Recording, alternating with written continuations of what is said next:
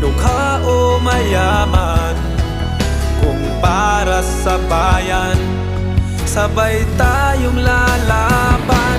Lalaban ako sa mundo, dala ang pangalan mo. Pinoy ako, Pinoy tayo. Lalaban ako